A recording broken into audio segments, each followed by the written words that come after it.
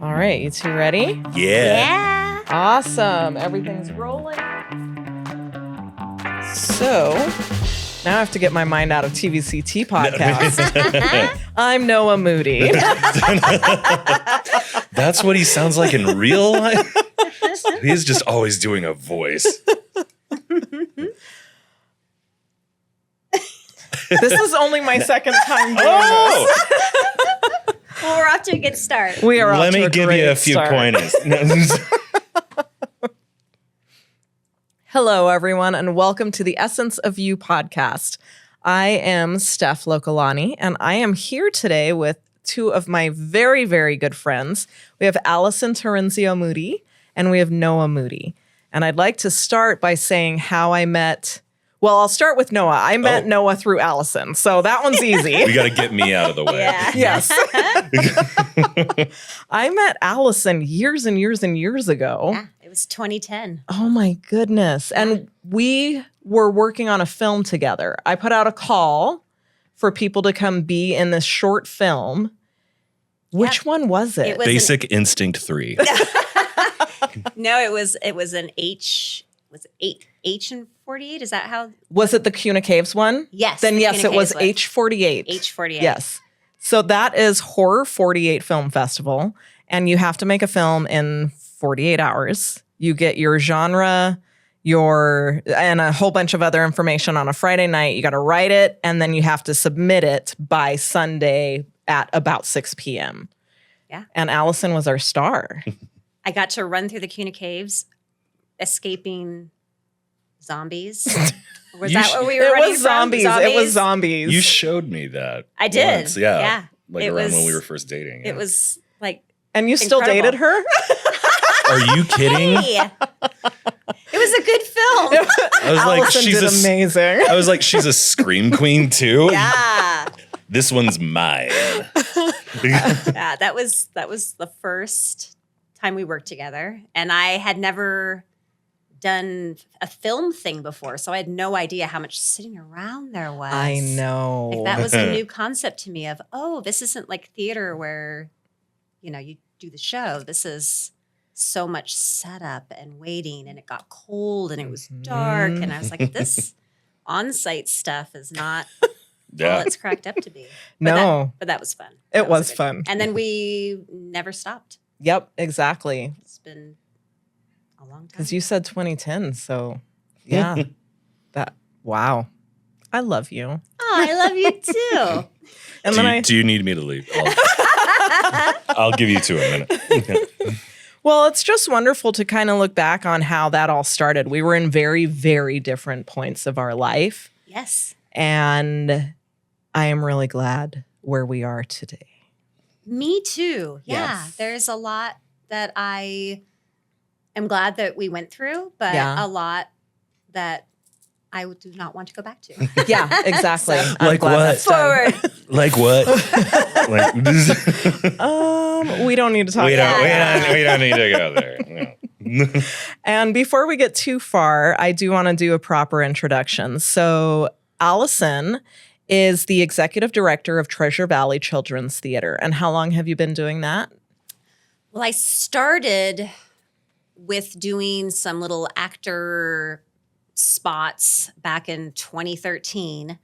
And it was a very slow progression where I did like a witches' night out at the village. And then I started teaching. And then about 10 years ago, I became the education director. And then a couple years ago, I became the executive director. So I just sort of did the gradual climb to where I am now. I love it.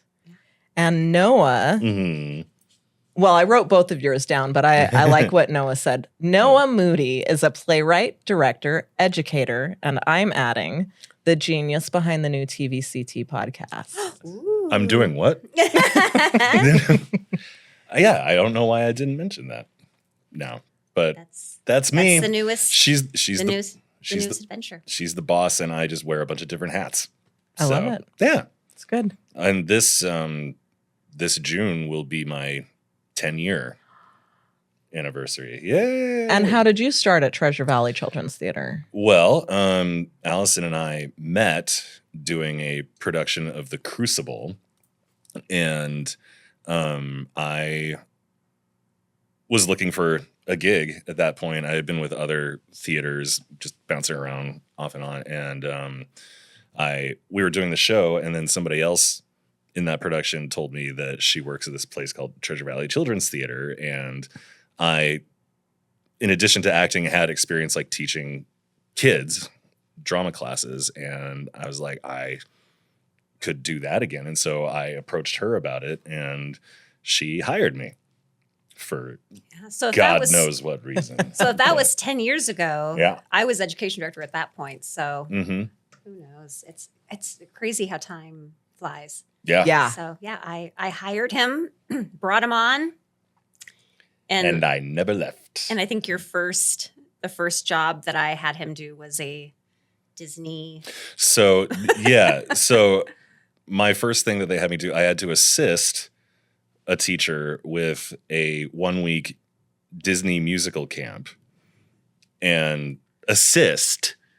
And then on day 1, after the first day, she said, so I'm actually going out of town, like day after tomorrow. So as of Wednesday, you will be in charge of this. And I'm like, okay. So, and musicals, I've done them, but they're not my favorite thing. And then I had to teach this group of like 15 kids choreography to songs from like The Jungle Book and Aladdin. And I'm like, what was the reason behind these specific songs? Because none of them connected to each other at all. And I'm like, okay, I'm going to do this. And I still have a job 10 years later for some I thought he was going to quit. I mean, when I found out that the head teacher of that camp had left him, Just I was like,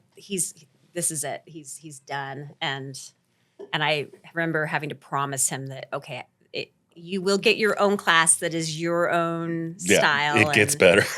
And now I wouldn't even dare. Well, I did throw some musical theater and other things at you, but you handled it. Yeah. And you're still here. I'm still here. I want to know, since we are talking about Treasure Valley Children's Theater, I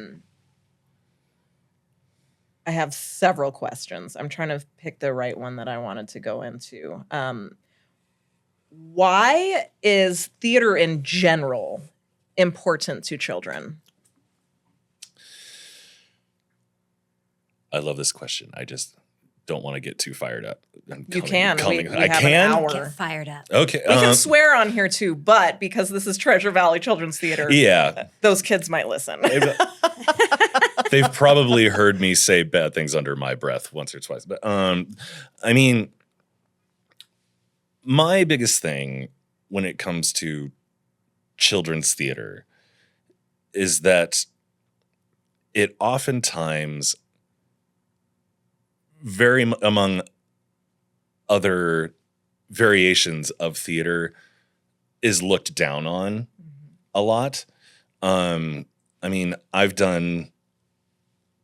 worked with Shakespeare companies. I've done more like avant-garde things, like very adult oriented, and spent a lot of my time, particularly in my 20s, cutting my teeth that way. But children's theater was what got me into it in the first place when I was a little kid. And, I bump into other theater artists now who I haven't seen in a while, and they say, oh, what are you working on? What are you doing? And it's like, well, I'm at it. I do children's theater. And there's this sort of, pity kind of look on their face. And children's theater is just as admirable as any other kind. Because, I mean, children's theater isn't just us putting a bunch of costumes on a bunch of kids who haven't done this before. Like, we perform too. We have experience, and like, I am a professional, and this is still a form of storytelling. It's just for a certain audience. I worked with a director a few years ago who was in charge of this show that was directed towards children, who made it very clear from the get-go that he did not want to do this at all. I don't like he didn't read, I won't go into specifics, but he didn't read the book that the play was based on and just had this attitude of this is a complete waste of my time. And early on in rehearsals, he made it a point to say, this isn't children's theater. This is theater that children are going to happen to see. And I hated that so much because there isn't a difference to me. Like, if I'm performing in a show that is directed to a younger audience, I don't approach it any differently than I would if I was doing Crucible or if I was doing King Lear or something like very adult oriented, dark or whatever. I still approach this with the same professionalism and intent and research and all of that. It's just for young audiences to see good storytelling. Like, they can tell if it's good or if it's bad. Yeah, they or can. not. Like, they're the best more than adults. Yeah, they're the best critics ever. And I mean, an audience of children, if you're performing in front of them, one of them's going to go, that wasn't very good. You know, like they're unfiltered. They will be completely honest with you. And I think I wouldn't have the career that I have if it wasn't for children's theater. I love that I grew up, I got to do all of these different kinds of things. And I've done some weird things too, but tell us more. 80s style B porn. But no. As parents are now B thinking, minus is he courses. serious? No, he has not. That you know of. But That was our first film together. oh, that was you in that. And yes. But no, like I got to do all these different kinds of things in acting, and it led me back to here. And now I've had this job for 10 years, and I have no desire to go. And like this new podcast, having been with TVCT for 10 years, you know, there have been moments, you know, where like I feel really stale. I don't feel like I'm bringing anything new to the table. So it's things like this podcast that like have really given me a breath of fresh air. And I'm like, oh, now I'm really thinking about like how I can do this differently, how I can teach this class differently. And like, ooh, I actually really want to perform again. And because I haven't in a really long time and I miss it.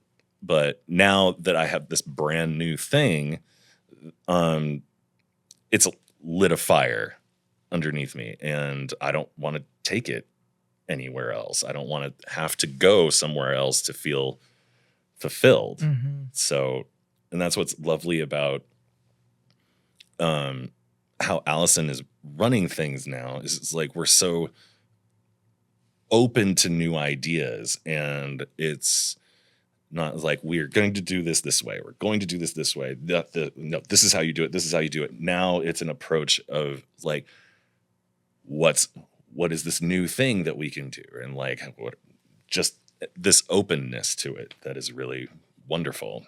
I love it. Well, I mean, think about now. Mm-hmm. Podcast classes.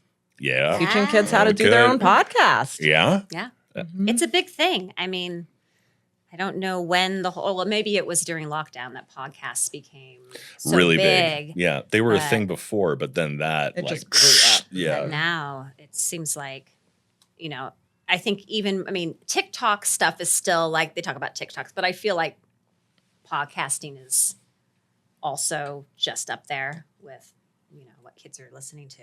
They want to create. They want to create. Yeah, exactly. And a children's theater is the perfect place to create. And I want to go back a little bit about like how important it is. And I want to tell a couple of my stories, and then I want to hear from Allison on that too, because you made me think about something that when you perform for children, it doesn't matter if it's children in your audience because they are watching. The very first play I ever saw that struck something in me and said, that is what I want to do for the rest of my life. Yeah. It was James and the Giant Peach. Hell yeah. I still lived in Hawaii. So this was before I was 9 years old. Wow. And our school went to a theater on the island of Oahu. We sat up in the back row. It was a whole bunch of us kids. And it was James and the Giant Peach. And the way that they performed that and the peach itself on that stage, I was enthralled. And I don't remember being talked down to by the actors. Exactly. It was real. Yeah. And then my next experience, like that came back to me when I lived in Grand Junction, Colorado. I was involved in a dinner theater there. And we did the musical You're a Good Man, Charlie Brown. Yeah. And I got to play Lucy. And it was like the role of a lifetime. And we did do, because it was a dinner theater, we did do performances for adults. But what we did was during the week, we opened it up for kids to come to a theater called the Avalon. And it could seat 1,000 people. And they bust these kids in. And that's a small town. So that was unheard of for these children to come and watch a professional play. And I remember, like, we didn't even step on stage yet, but the kids were in there. It's 1,000 children. And then the lights come up and the host, this guy, came out to introduce it. Kids don't know what's happening. So this man walks out on stage and it was like you were in a rock concert. Yeah. They were just screaming and shouting and the cast were standing backstage and I was just looking around and all I could think was, this is my dream. Yeah. And these kids were enthralled and so excited to be there and experience theater. Yeah. And I want to know how many of those kids walked away saying, that's what I'm going to do with my life. Exactly. Yeah. And so that's why it's so important. Now, Allison, take it away. Oh, well, it's when we were doing fall tour shows, we met, our first one together was Sarah Plain and Tall, but then we have done a few since then. But yeah, that feeling, you're in this gym or this cafeteria or whatever, and it's maybe it's 9 a.m. and it's like, oh my gosh, this is show 6 of this week, and this cafeteria floor, there's like smashed French fries or whatever, and you're just like, okay, find the energy, and then the kids come in and they are just, their eyes, and they're just so excited. And that is exactly what makes it, like, you forget that you got to get up early. You forget that it was cold and everything is, and you have a million other things you're supposed to be doing right now, but here you are in this cafeteria. Yeah. Like, they are so like, rah, want it so bad. And I think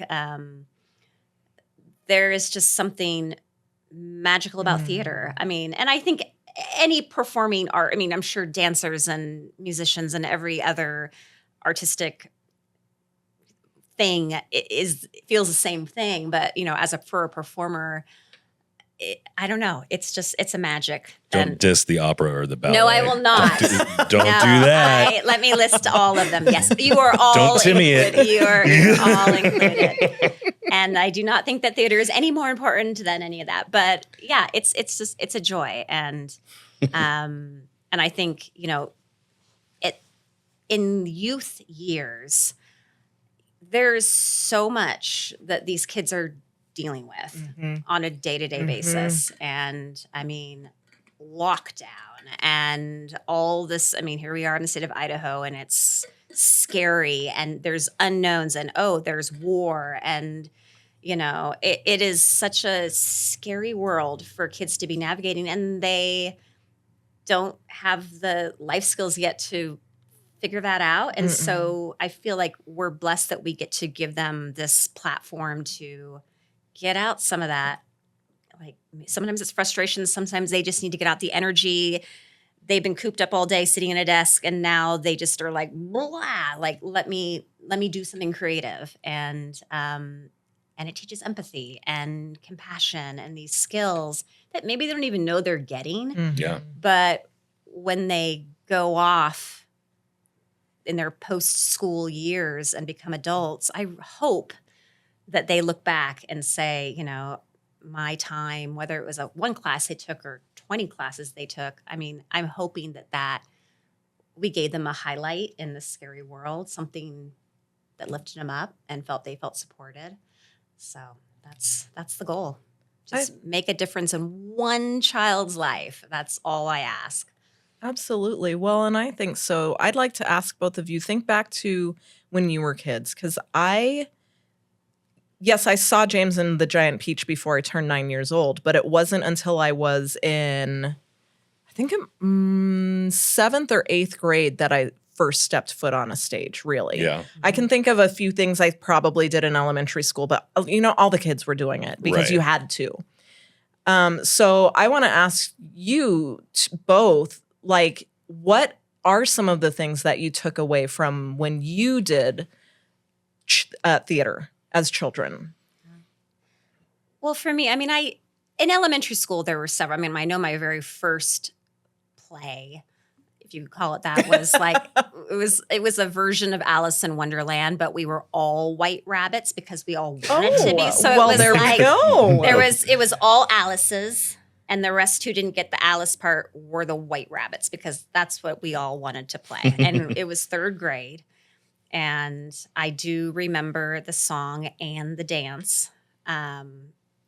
Very simple, and I know I will not sing it and I will not dance it. So, I mean, yeah, there were that. But I think my very first, moment was with Mr. Estes in 6th grade.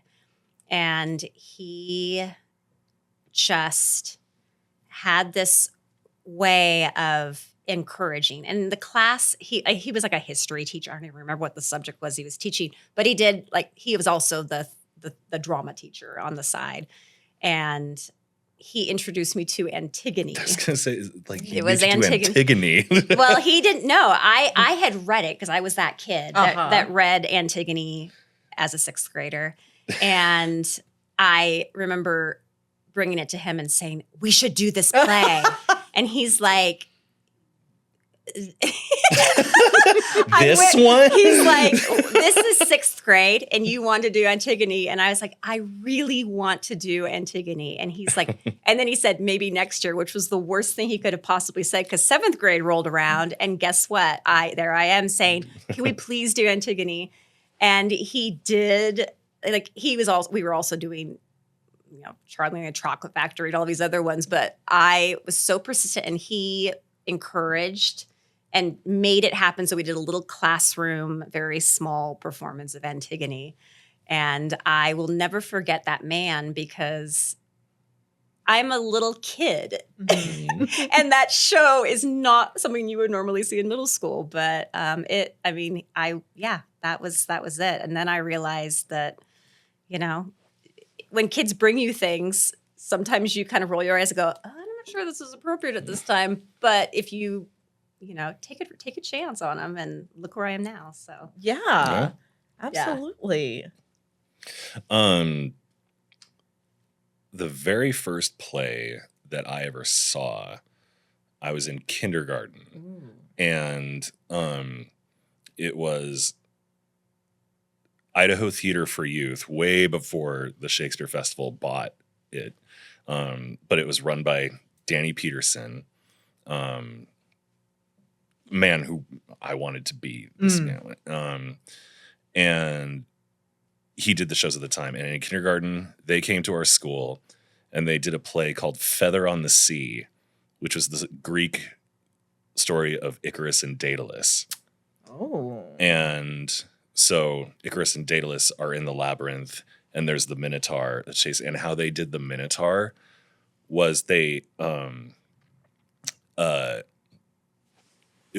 was an instrument built by, I believe, Mike Baltzell built it. And it was just behind the curtain. It was this really long stick with like cello strings or something that went into a big drum. And they took, I didn't know this at the time. Mike told me later in life, like, this is how we did that.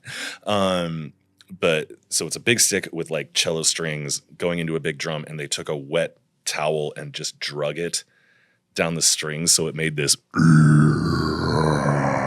and like every little kid in that gymnasium is like, there's a minotaur back there. Like, oh my God. And that was the very first one that I saw. And like, I remember seeing Danny P in a bunch of those, and they came to our school every year. Wow. And I remember just thinking, like, loving when they came and wishing, like, I wish that they would invite me up there, you know, like, but it never at that point occurred to me that what they were doing was something that I could do. And then not until 8th grade, I was 14 years old, and the 8th grade at my old school, like, had to do a school play every year. And we did a play called Help, I'm Trapped in a High School, where like, it's like a bunch of these valley kids in California get accidentally sent to the bad kids school. And I played the security guard in it. And I had like this electric yellow shirt and black writing. It said security. And in the script, it said the security guard had to have a baton. The school didn't have a baton, obviously. So I took the leg from a desk.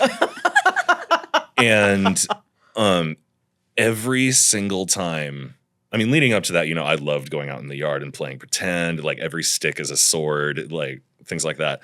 But now I'm finally in front of an audience on a stage where I'm supposed to be doing something.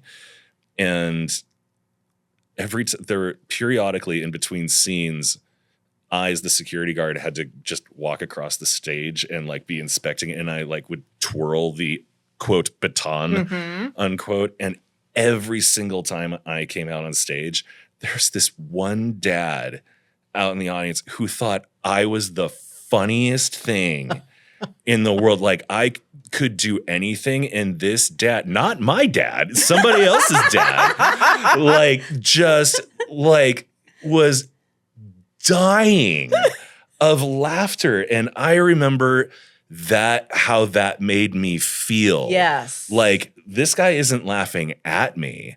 He's like, I'm doing something that is entertaining him, and which is what I'm supposed to be doing, like in a play. And then I did that. And then my parents, who met doing like things like Boise Master Chorale, they used to do Gilbert and Sullivan plays at Boise Little Theater, like when they were first dating in the late 70s and early 80s. And so I did that school play, and both of my parents were like, you should do this. And they pushed a newspaper in front of me, and it was auditions for Boise Music Week was doing a production of West Side Story. Oh. And I was like, do you really think I could? Because I liked to sing, but I really wanted to do more acting. Like, you should do this. And I didn't have any vocal training, no dance experience at all, but I loved the movie. We grew up watching classics like that, and like West Side Story, Kiss Me Kate, My Fair Lady, like all that stuff. And I was like, well, I guess I'll give it a shot. And I go to the first audition, and dance audition goes okay. I'm like, okay, I think I can do this. And then I had to do a vocal audition where I had to sing. So I sang some church hymn, and whoever the music director was, like, saw some potential in my voice. And so I got a callback audition. And I'm like, oh my God, I might be in this, you know? And like everybody else who was auditioning was a lot older than me, and they obviously knew what they're doing. But I go to the callback audition. Puberty decided to kick in that week. So my voice is going up and down like this. And so botched the singing audition. Then I have to do the dance audition. And 2 seconds, like the guy, the choreographer, is just like, okay, you do this, kickball step, and kickball change, blah, blah, blah, blah, and go. And 2 seconds into it, I bump into another guy and dominoes. Like, I was the guy who started, like, who made every single other guy fall down. I did not get in the show. And so I was like 15 at this point. But just what should have been an absolutely horrific experience, that only made me want to do it more. And then my parents were like, well, this other place is doing an audition. And it was the summer program through Parks and Rec at Boise Little Theater. I auditioned for that and then got in. And that's how it all started. And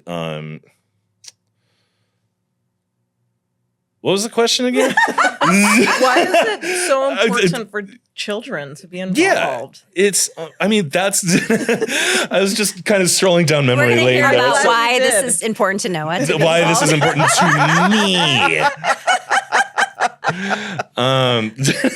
me. Sorry. But that first play that I saw, Feather on the Sea, I'm not the only one that show affected, you know? Like, that's how everyone gets started, is just seeing what's different for children, especially, is that watching a movie and a TV show is one thing. You see live actors up there, like, I could reach out and I could touch this person, you know, like that knight, that pirate, that like princess, that is a real person right there. That tells them I could do that one day. And then, so you end up growing up, you do a couple of plays, and in doing that, you realize it's so much more than just putting on a costume and playing and pretending. You know, you learn so many different life skills. Like, growing up that entire time from elementary, middle school, junior high, I was bullied a lot by the same three boys, you know, and I didn't know how to stick up for myself. Then one day in 8th grade, it became too much, and then I beat up one of them. But I was crying as I was hitting him because I didn't want it to come to that. And I just didn't understand why they would want to treat me like that. I didn't know how to stick up for myself using my words. Like, that's all I could think of to get them to stop. And I hated that. Then I do my first play, or the first play out of high school, or not out of high school, out of school. And just how welcoming everybody was. The teamwork aspect of it, everybody caring about each other, not caring like where you came from, what your interests are. It's like, okay, I don't know you, but you're part of this, so I have your back. And not only that, as simple as just public speaking, how to hold yourself differently, and the confidence that it gives you, is you learn all of those things from doing theater. I did, like, other than theater growing up, I did tennis and was forced to play basketball. I'm on a team, but I didn't feel like these guys had my back, you know, like that. Doing that first play, the first couple of plays that I did, showed me this complete other world. With those three guys aren't the be all and end all. There are so many other people out there in the world, and you just got to go find them. It's all about just finding, and theater isn't for everyone, but No, but the whole goal is kids, young adults need to find a community. And Yeah. I think, you know, theater aside, costumes and all that lovely stuff that makes it fun, we're just trying to give a place for kids to find their people, feel valued, feel like, okay, my mom put me in basketball, that didn't work. Okay, my mom wants me to play lacrosse, and that's not going to work. I really don't want to be in the band. There's all these other things that I've tried. and I'm getting bullied. I don't have any friends. And then they come take a class, and it's just, you can just see, because we get these scared kids that come in day one, Yeah. and then, Noah breaks them, or some teacher I inspired. literally break them. I pick them up. But they meet a teacher, and it's that click, and that you see a light, and no, they may not stick with it, but at least for 10 weeks or for the length of a production, they are the tightest group. And, sometimes that drives us crazy because they come in and they're just so excited to see each other. Stop liking each other so much. The energy is so much. But, if we're just giving them a place where they find their people, that's my goal. Like, it's connection. That is such a thing that I think a lot, even adults, lack right now. We absolutely do. Yeah. It's like, it's gone. And I think, obviously lockdown started this whole thing where we just don't know how to be around other people. And, it's so hard to be a kid. And I love that what we do is focus. We're not trying to create Broadway actors. We're trying to create connected, empathetic, compassionate people. That's what theater does. Absolutely. Well, I remember back because I have never been involved in Treasure Valley Children's Theater as a kid. I'm not from Idaho. Right. But I do remember back to high school and those kids that were in theater with me. I was part of the drama club. Some of them are still some of my best friends today. Like one of them, Katie, I was in Cambodia on a trip and I had posted about it on Facebook and she messaged me and she was like, I'm in Cambodia too. What? Yes. In Cambodia? I know. Wow. Yeah. And we hadn't seen each other in 10 years, but we met on the stage in high school. And now whenever we see each other, it's like time has never passed between us. Huh. And that's what theater or any group activity does. And it gives kids a chance to feel welcomed and feel a part of a group and not feel judged. Right. Yeah. And I'd like to ask, and you can shut me down, are there any student stories that you can talk about that, like, where you know that theater, whether it was Treasure Valley Children's Theater or another theater, that absolutely changed this kid's life, like changed the trajectory? Oh, definitely. Yeah. No, we have a lot of, a lot of them are very, could have gone really bad. Mm-hmm. I mean, we have had students that we were fearful that they were going to do something drastic. We have had kids deal with horrible bullying, horrible health decisions because of the pressure was too hard. We've had lots of kids change, go through huge life decisions that they weren't prepared to deal with because they didn't have the family support systems to deal with it. And so, there's hurting themselves in a number of different ways. And, that's kind of a stop everything kind of moment for us. I mean, especially for me as an education director, when I have a parent say, I need you right now. You need to know this is happening. It's sort of a drop everything. Nothing else that I'm doing matters. It is, okay, what do we do? We've got a production coming up. We will put them in there. Do they need a job? Like, should I hire them as an assistant? It's pretty much, we become parents or co-parents. I wouldn't say we were never going to parent. I got enough kids. But fun and caring aunt and uncle. Yes. We will be the role, whatever role they need.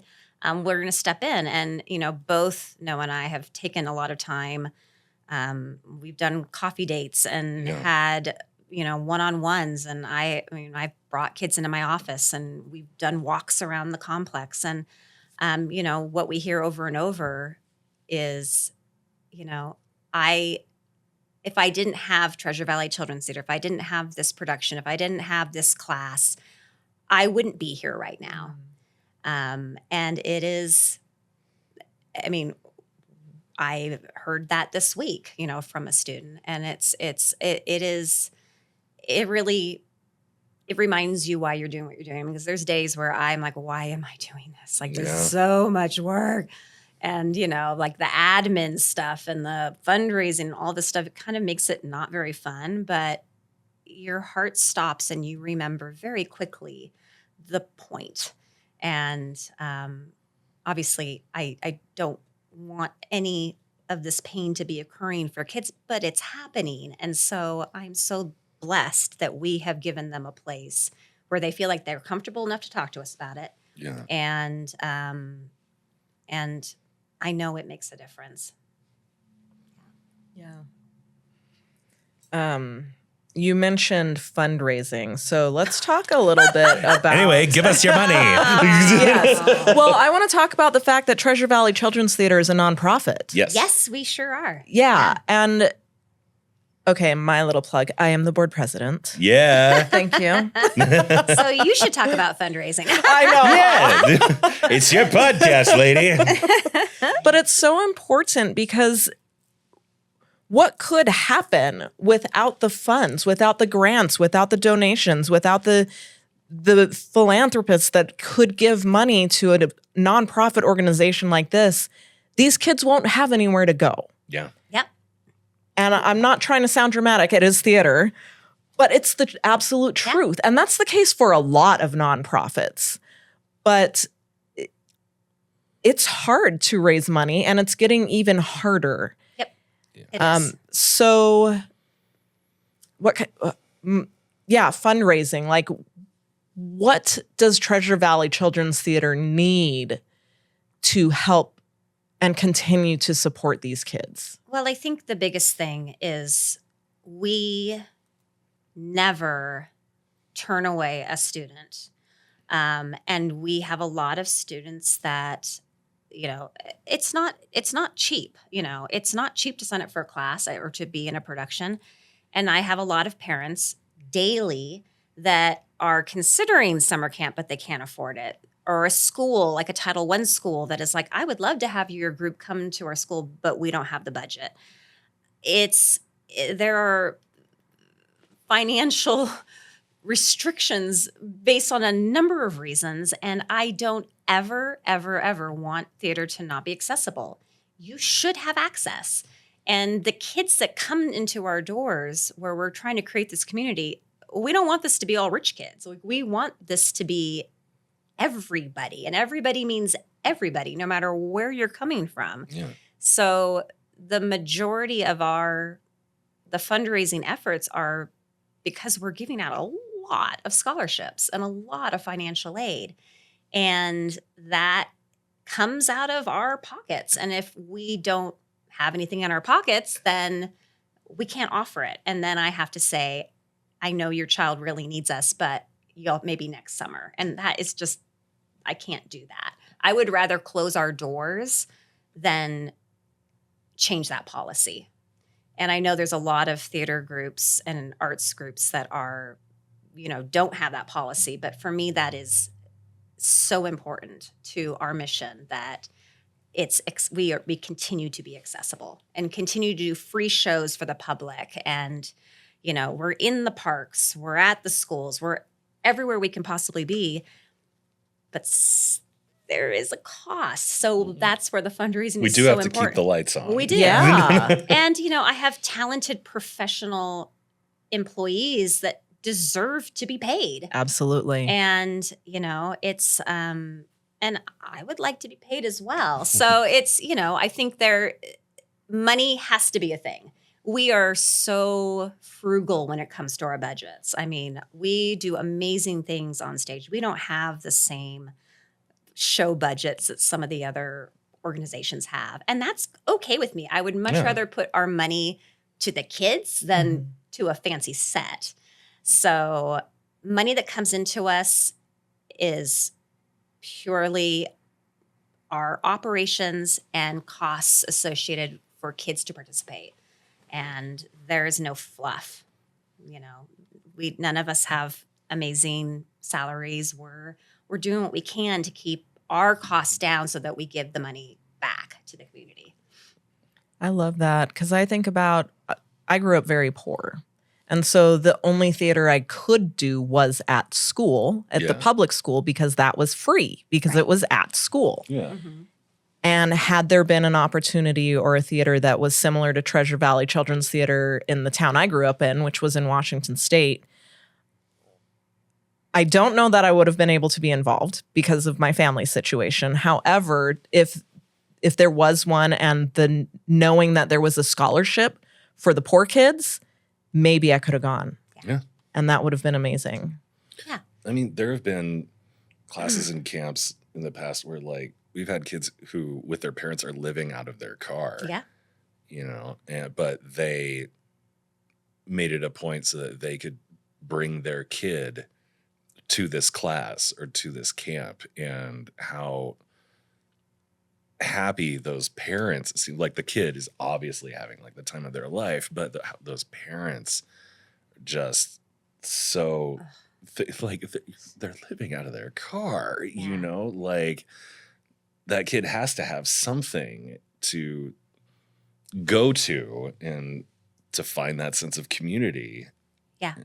And it's honestly my favorite part of my job is when I speak to, because the parents are often, well, first they apologize because they're embarrassed. They're in a situation they didn't choose to be in.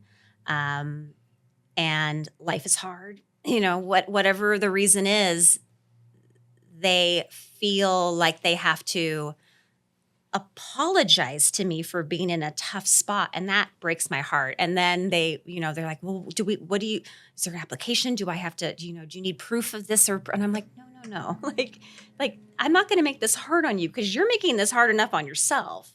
I mean, some of these parents, they feel so guilty about the situation that they're in.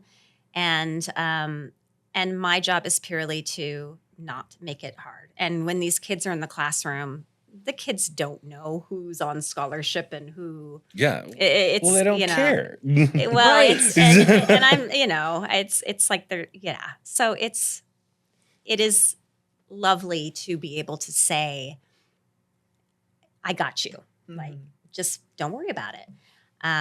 We have our Star Lifter grant, which Scott Summerlin is one of our donors, and he gives a significant amount of money to this fund so that we can provide scholarships. And I always feel bad because I send him like, this is the list, and it's a lot. And he does what he can, but he's only one person. And I know that he would love to have other angels come forward to help, because it's a lot for one donor. We really need 10 Scots to step forward and support this work. Well, and it doesn't have to be a ton of money. I've done No. a lot of work for various nonprofits. Yeah. And one thing that I've learned from every single one of them is even $5. Yeah. Like $5 for you could get a kid a costume in the show. Yeah. $5 for another nonprofit could get a kid a book so that they can help or learn how to read. $5, $10. Even the smallest amount can go so very far in nonprofits. Yeah. Absolutely. And I think about that. And, when you see if the costumes aren't as great as they could be, like you mentioned, you do know that there is another child out there who has a scholarship now. And that's why those are Goodwill bought T-shirts. Yeah. Absolutely. Yeah. If you want to give more than $5, I mean, You can. You can. As the board president, I support this. I love talking about this stuff. Especially, like theater. It just holds a very, very special place in my heart. And I'm so excited that I am able to be involved in this way with Treasure Valley Children's Theater. Because I was like, well, finally, Allison, thanks for asking. Yeah. Oh, you knew it was coming. I did. So I want to ask, because we are getting toward the end of our hour together. Oh my. I know. Well, before we move on from the fundraising piece, I do want to mention this episode is going to come out right before Idaho Gives. Right. And tell me a little bit about Idaho Gives. I am making a campaign video for it. Ooh, awesome. Nice. Yes. Yay. Yeah. It's, Idaho Gives it's always the first week of May. And it is the time where the majority of our area, Idaho, nonprofits get a significant boost to their fundraising campaigns. It is a time where Idaho residents can come together. There are so many wonderful nonprofits out there, and this is the time where we all really count on support. And it's as easy as going to idahogives.org. You can select the nonprofit that you care about. Yes, we're in there too. And it's and for those listening, Noah just looked at the camera. Yeah.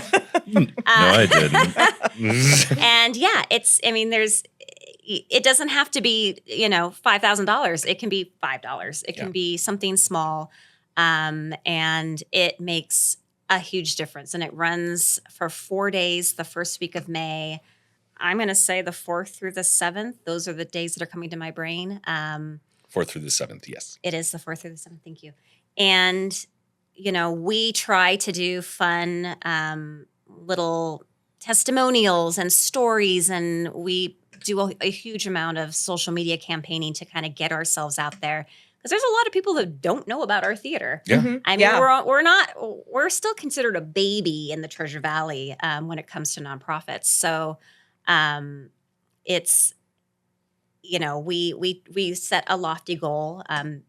This year our hope is to raise $5,000 during Idaho Gives. And if we do, we party. And if we don't, we continue to fundraise, because we pretty much fundraise all year.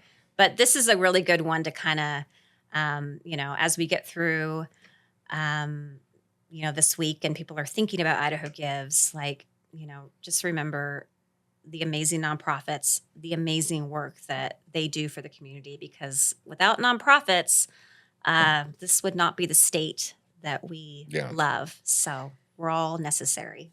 Oh, absolutely. I can't remember the exact number, but there's almost more nonprofits than companies here in Idaho, and they employ a lot of people. So to not even consider supporting nonprofits,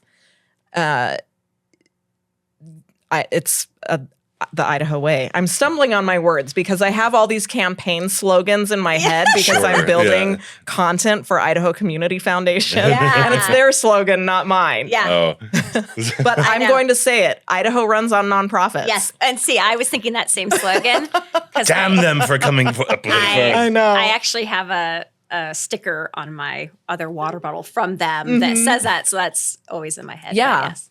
And it's true. It is. Mm-hmm. Yeah. I mean, we would just have gas stations and dry cleaners pretty much. Yeah, exactly. So, that's boring. And breweries. Oh, and breweries. Yeah. And wineries. Okay, so there's a few. There's a few things that we have, but. And grocery stores. Grocery store. Okay. Well, stop listing things that still be. I want to close with, because we talked a lot about Treasure Valley Children's Theater and how that is so deeply involved in both of your lives.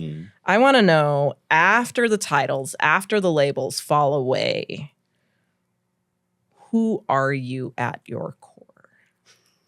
The first word that popped in my brain was tired. Accurate. I am tired. That is a wonderful question that I have been asking myself for 39 years. Who am I?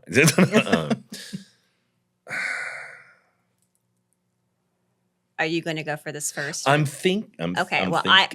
Tired was not my final answer. It would work. Well, if you. So, who I am at my core, I am a mother. I am a wife. I am an advocate. I mean, I not only do I run Treasure Valley Children's Theater, but I am a mom to an autistic child.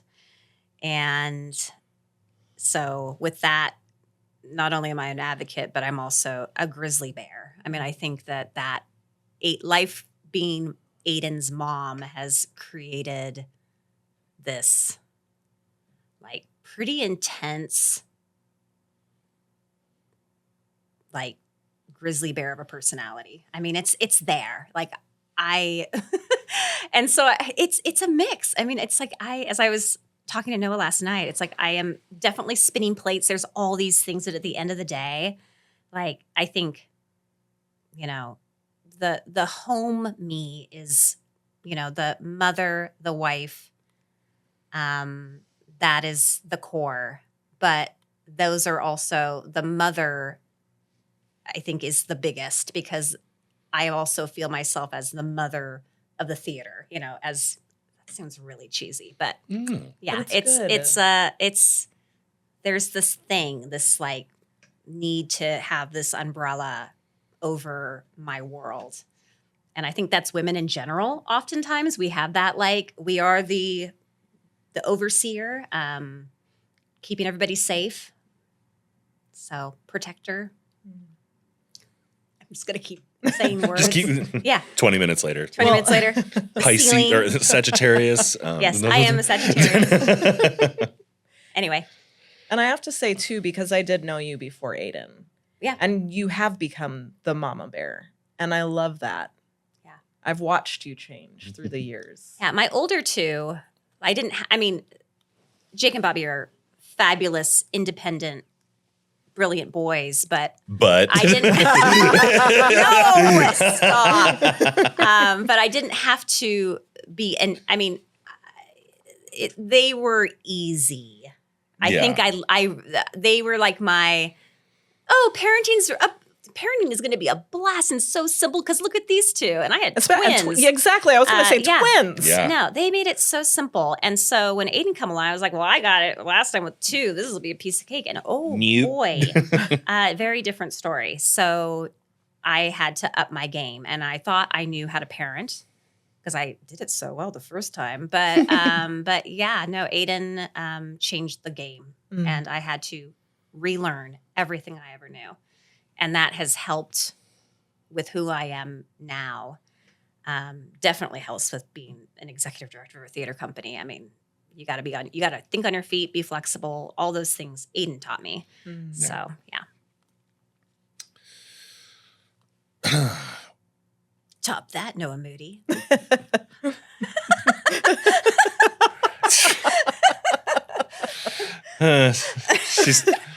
She says that every day.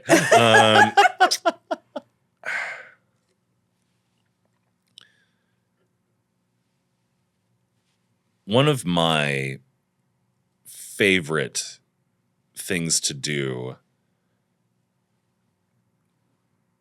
in terms of performance in doing theater is, rather than being the lead, the star of the show,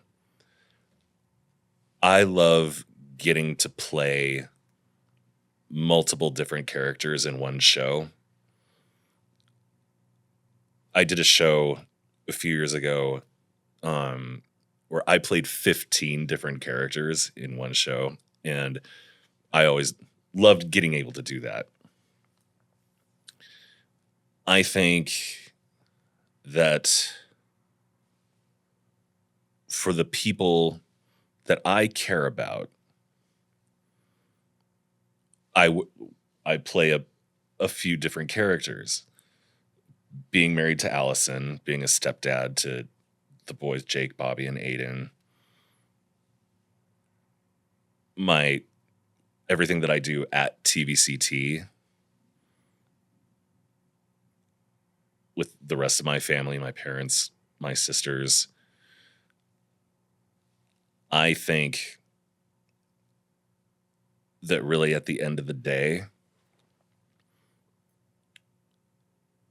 those people that I care about, I'm whoever they need me to be.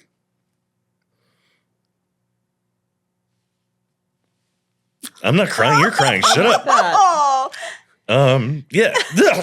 No shaky voice. No shaky voice. I sound like RFK Jr. Well, yeah, I mean,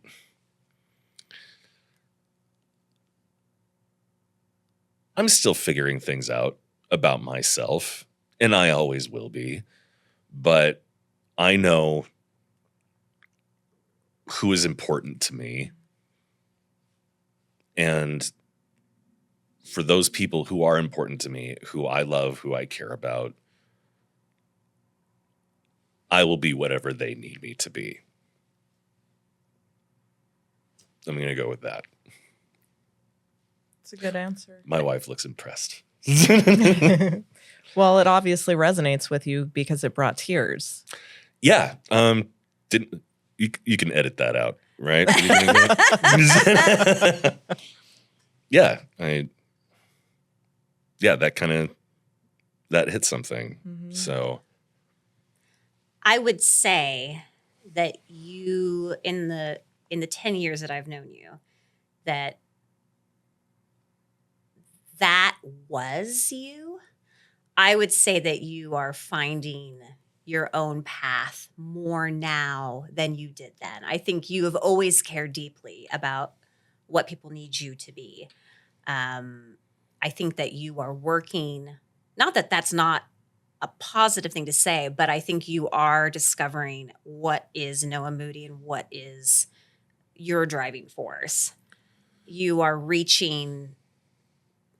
putting yourself first more now than you did before. well, and yeah, I would agree. But now the difference is I am infinitely more grounded Right. than I was 10 years ago for Absolutely. Yeah. No, very good reason. You're more grounded. You're finding out what I know makes you tick. I know where I belong Yeah. now. Back Absolutely. then I didn't feel like I belonged anywhere. Yeah. But now I do. And I want to bring that back to theater Yeah. because that's what a lot of young people feel is that they don't know where to belong. Yeah. And then they find this diamond in the rough. Yeah. And we would like them to figure that out at an earlier Sooner age. rather than later. Yeah. I mean, you know, Yeah. I'm approaching 50 and I feel like I am just now finding my people and what Yeah. makes me tick. Yeah. And not that journey, I'm not saying that kids that go through our program aren't going to struggle, but I'm hoping that they have the tools that they need to help with that and know that, oh my gosh, come back to us. Like, you know, once you're in our programs, you're never not part of us. We are always a second home. Yeah. And I love that you actually, because right before we recorded this podcast, we did record 2 podcast episodes for Treasure Valley Children's Theater. Mhm. And your guest in the first episode, Dio's off at college now. Yeah. And you said you can come back anytime. Yeah. And Dio said, I know. Yeah. Yeah. Yep. Exactly. Leave the light So- on for you. Yeah. And that's so important in all aspects of life is to know that there are people there who support you. Mhm. And if it starts at a theater, if it starts at the ballet or in the opera. Yes, particularly the ballet. Yeah. But yeah, it's an important piece of life is to know that you have that community and that support there as you move through the waters of life as we all get older. Yeah. I'll throw my age in there. I turn 46 next week. As of this recording, by the time this comes out, I will have already been 46. Well, you'll be. I was going to You'll be keep my full. mouth shut, but He's going to be 40 before this comes out. So Mhm. yeah. big milestone. That is a huge milestone. Yeah. I celebrated my 40th on Zoom because it was 1 week after Oh, COVID and man. everything shut down. Ugh. Yeah. We don't need to talk about that. That was a trip. Like, I'm just surprised I made it this long. Mhm. And I'm sure a lot of people out there are surprised. Well, with that, we will. On that note, It was theater that got you here. yes. Yes. Yeah. And just to say again how important the arts are for young people in so very many aspects of their lives. I would not be who I am or here today if it wasn't for my theater background. Yeah. And while I don't do theater anymore, I mean, every time I step foot in that theater, I'm like, I should get on that stage. Yeah, we have things for you to do. It's calling to you. It is. There are projects with your name on it. Ooh, okay. I'm in. I'm so in. Yeah. All right. Well, thank you everybody for listening. And thank you, Allison and Noah, for being here today. I love getting to know my friends on a deeper level because it's not like we sit around at a bar or brewery going, what drives you? What's it? Yeah. Right. That's after you've each had like 6 or 7. It's like, who are you? Who are you? Really? Exactly. And now we're But then all we don't sober. Yeah. We don't remember the answers we gave the next day. No, exactly. You're like, I have no idea what we talked I about. have no idea. So I'm really glad we got to dive today. Yeah. Yes. Soberly. Soberly. Well, thank you. Thank You're you. welcome. Thanks for having us. We love you. I love Yeah, you I guys. love you. Yes. And I'm so thrilled to see where Treasure Valley Children's Theater does go. Yeah. And how many more lives can be changed through it. And then also to see where you two end up as well. Like just Yeah. like in life in general. Yeah. I've loved watching so far. It's been a ride. We have many more adventures ahead. We have adventures ahead. Yes. Oh, yeah. But yes, thank you. And to your audience, we are so grateful for your support and love for what we do. Thank you. Thank you. Love you. Love you.